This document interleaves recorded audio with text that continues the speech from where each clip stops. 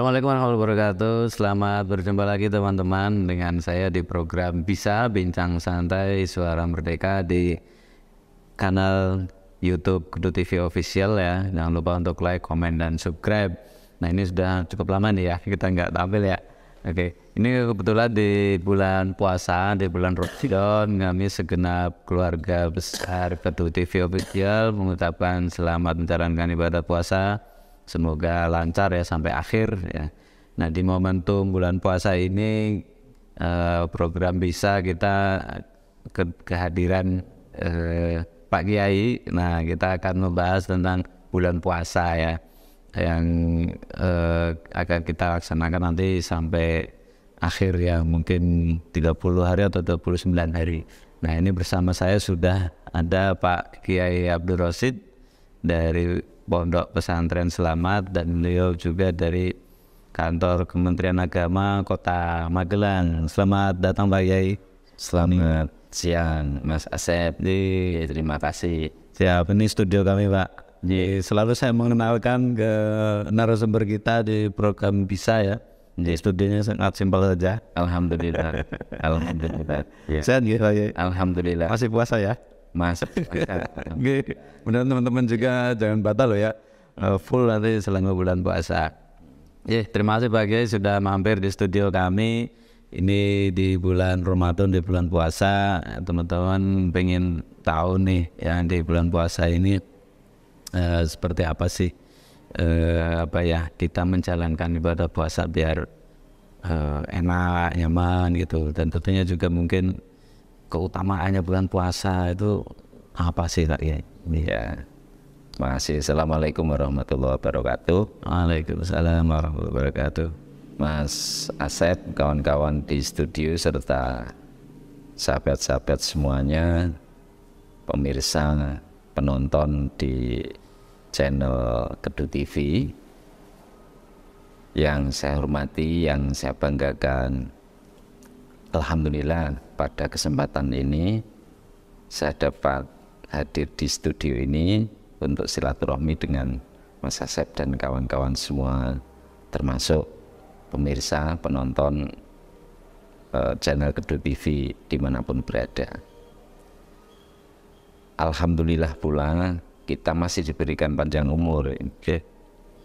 Bertambah umur kita dalam 1 tahun ini, terutama kita dipertemukan dengan bulan Ramadan 2023, yang tentu bagi kita umat Islam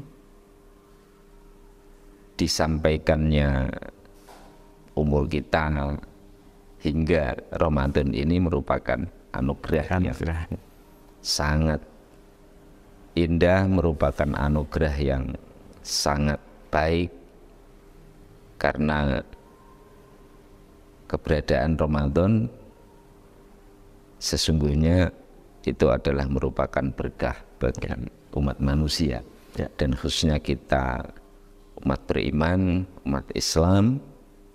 Dengan hadirnya Ramadan ini merupakan sarana kita untuk penyucian diri, untuk pembersihan dosa-dosa kita selama 1 tahun sebelumnya ya. Tentu kita sebagai manusia akan selalu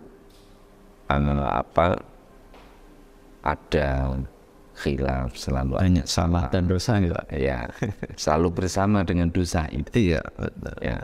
Tidak mungkin kita sebagai manusia terus kemudian tanpa ada khilaf, tanpa ada salah, apalagi merasa tidak punya dosa itu.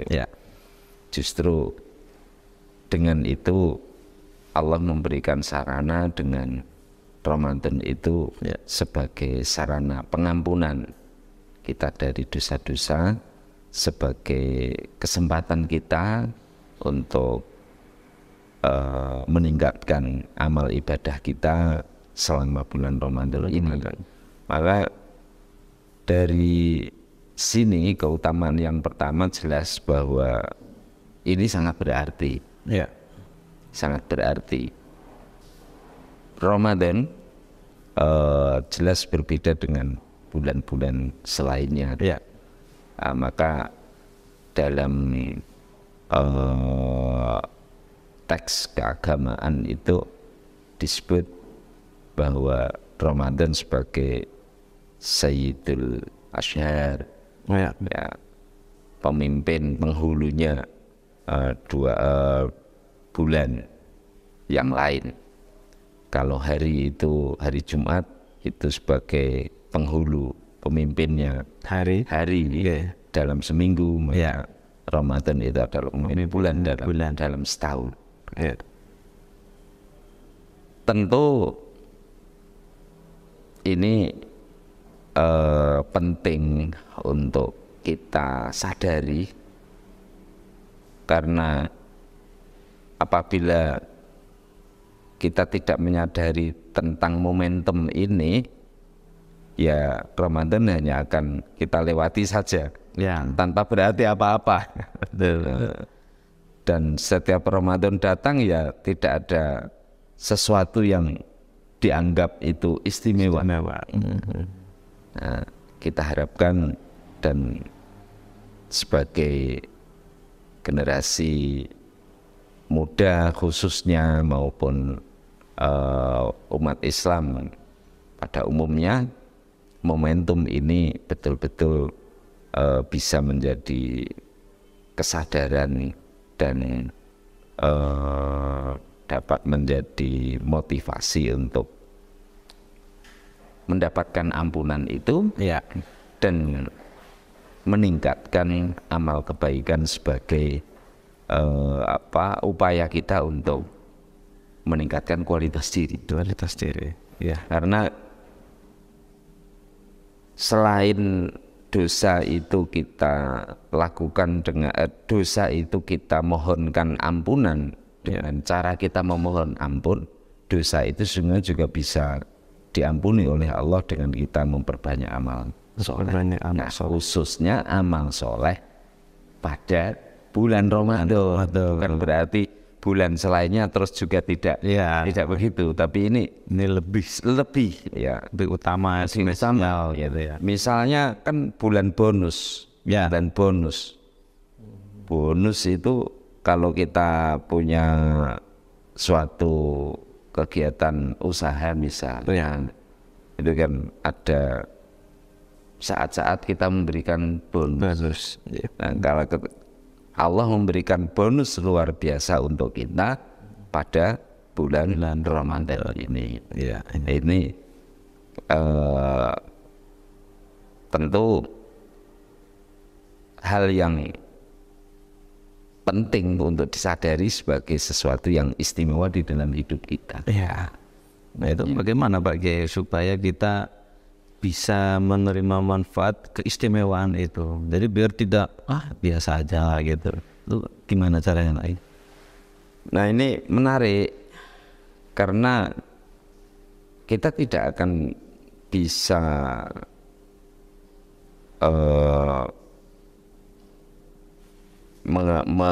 merasa betapa penting Ramadan itu, kecuali di dalam diri kita ada iman. Ya. Kecuali di dalam diri kita ada keyakinan bahwa Ramadan itu diberikan oleh Allah kepada kita umat manusia, sebagaimana Allah Tuhan itu sendiri menciptakan, menghadirkan kita di alam dunia ini. Jadi tentu yang pertama yang harus menjadi perhatian kita adalah sampai sejauh mana kita selaku manusia itu sadar bahwa hidup kita, perjalanan hidup yang kita jalani dan kemana hidup ini akan kita bawa. Ya. Konsep ini yang harus menjadi kesadaran utama pertama dari setiap manusia. Ini sebagai dasar iman, sebagai dasar iman. Saya tertarik dengan buku novel itu ya, novel filsafat yang Dunia Sofi. Dunia Sofi itu menceritakan tentang anak muda, ya, remaja begitu yang mencoba untuk mengenali dirinya, siapa dirinya itu dengan sebuah pertanyaan, kenapa saya lahir, kenapa tiba-tiba saya ada di dalam kehidupan ini, lalu juga pasti akan bertanya, sesungguhnya saya untuk apa dan akan kemana setelah hidup ini. Ini pencarian jati diri ini merupakan awal bagi Sofi untuk mengenali dirinya, kemudian dia mencari makna dari kehidupan itu sendiri, mencari pegangan-pegangan yang penting untuk dia yakini sebagai cara untuk dia menjalani kehidupan. Nah, terkait dengan Ramadan, bagi kita kalangan muda, anak-anak remaja ya pertanyaan tepat tadi Mas Asep. Kalau anak-anak kita tentu dengan Ramadan kan susah. Ramadan susah. Susah. Harus kan puasa kan, karena dengan Ramadan itu harus puasa. Dengan puasa itu kita harus menahan selain menahan makan, menahan minum, juga menahan keinginan-keinginan yang bisa membatalkan puasa itu sendiri. Artinya dengan Ramadan ini kita digembleng oleh Allah untuk menjalani satu proses ritual yang berat. Kanggone wong tua, untuk kita yang tua ya berat, apalagi juga untuk anak muda ya kan, untuk anak-anak usia kecil ya. Nah, bagaimana untuk tetap bisa merasa bahwa Ramadan itu bahagia, dengan Ramadan itu bahagia, kemudian Ramadan itu termotivasi untuk melakukan itu, ya dasarnya harus iman. Modalnya harus iman. Betul. Nah, bagaimana untuk iman itu sendiri? Karena iman hidayah, Mas. Hidayah. Meskipun hidayah Allah itu akan berproses melalui proses yang dilalui di dalam kehidupan seseorang. Jadi terkait dengan iman itu sebagai hidayah, ya tidak bisa kita selaku manusia, selaku hamba itu menentukan tentang iman itu sendiri ada di dalam diri kita. Tetapi kalau iman itu sudah ada, diberikan oleh Allah di dalam hati sanubari kita, maka kita berusaha untuk membina, meningkatkan mutu dari keimanan kita. Nah, mutu keimanan tentu kita bina melalui apa? Melalui pergaulan, melalui pendidikan, melalui upaya-upaya spiritual kita. Puasa termasuk pembinaan spiritual iman itu. Tidak akan mampu orang berpuasa tanpa iman. Kalau nafsunya terlalu besar. Karena puasa lebih kepada pengendalian diri. Puasa itu sendiri merupakan bukti keimanan. Jadi dua sisi yang saling berjalan. Ya, coba, karena puasa itu misalnya begini, saya sendiri di rumah atau di kamar gitu kan, sama kawan-kawan yang kita mau minum, mau makan, mau ngapain apa saja di situ kan bebas. Nggak ada yang tahu. Nggak ada yang tahu, nggak ada kalau toh ada yang tahu itu orang rumah sendiri, Iya. misalnya seperti itu.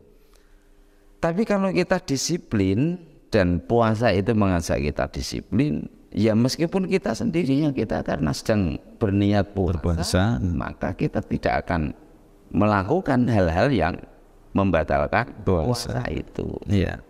Ini namanya pengendalian diri. Iya. Lalu apa dasar dari pengendalian diri itu? Dasar dari pengendalian diri itu ya karena iman kepada Allah itu tadi. Iya. Ya, iman jadi modal yang utama adalah iman. Dengan iman itu kita kembangkan menjadi pengendalian diri. Salah satu wujud dari pengendalian diri adalah dengan puasa. Iya. Jadi sebenarnya secara agama puasa itu memberikan sarana kita untuk peningkatan mutu keimanan. Iya. Melalui bentuk pengendalian diri, beribadah, melakukan ibadah puasa pada bulan Ramadan. Ya, betul. Nah, tapi ya bagi kawan-kawan, anak-anak muda, para remaja, ya dengan Ramadan yang memang harus kita jalani dengan puasa, tetap harus semangat, tetap harus melakukan aktivitas-aktivitas. Nah, bagaimana untuk sesuatu yang mestinya itu berat, sesuatu yang mestinya itu tidak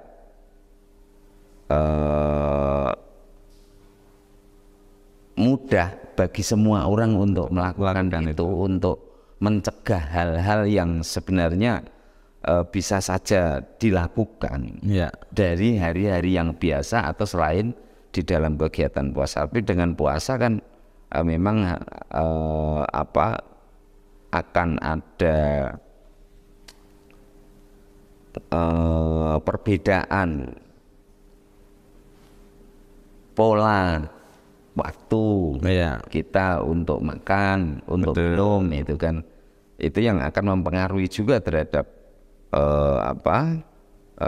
energi atau kekuatan fisiknya masing-masing. Tapi untuk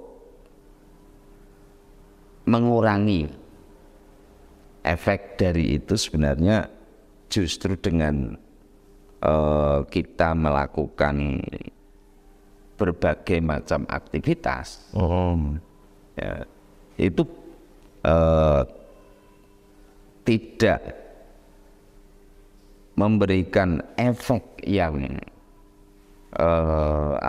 efek yang positif untuk memberikan efek terhadap menurunnya energi itu. Tetapi justru dengan banyaknya aktivitas malah energi itu akan seimbang. Jadi enggak malas-malasan. Enggak malas-malasan. Puasa tidur aja. Meskipun tidur juga ibadah ya. Iya, tidur enggak ada. Justru dengan aktivitas malah energinya semakin bagus. Tapi kalau puasa kita malas-malesan, tiduran, malah energinya malah lemah. Energinya malah semakin berkurang. Tapi dengan banyak aktivitas malah justru energinya semakin bertambah. Ini kan hal yang sebenarnya bisa mungkin ini bisa dipahami atau dijelaskan oleh sisi dari sisi ilmu kesehatan. Tapi saya tidak begitu memahami tentang itu. Kita hanya mengalami saja. Coba kalau kita puasa itu kita tidur terus malah lemes ya. Tidur terus itu malah lemes. Betul. Tapi kalau kita beraktivitas malah justru tubuh kita akan lebih kuat lah ya. Lebih segar. Betul. Makanya kadang kan logikanya kemudian dipertanyakan ini ngapain sih puasa ya kan? Nanti yang tadinya gemuk bisa kurus misalnya kan, jadi lemas karena nggak ada asupan makan minum gitu kan. Tapi dengan penjelasan Pak Kiai tadi justru dengan kita aktivitas tidak males-malesan malah lebih kuat lagi. Malah lebih kuat. Itu dari sisi kesehatan bisa ada dibahas ya. Iya. Dan dari Puasa itu manfaatnya apa sih buat kesehatan gitu ya. Kalau tadi spiritualnya itu berpengaruh pada keimanan. Iya. Sehingga itu uji apa ini? Kalau puasa itu sifatnya ujian atau apa ini Pak Kiai? Yang Puasa itu ujian bagi manusia atau bukan ujian ya. Jadi maknanya lebih ke sarana. Ya.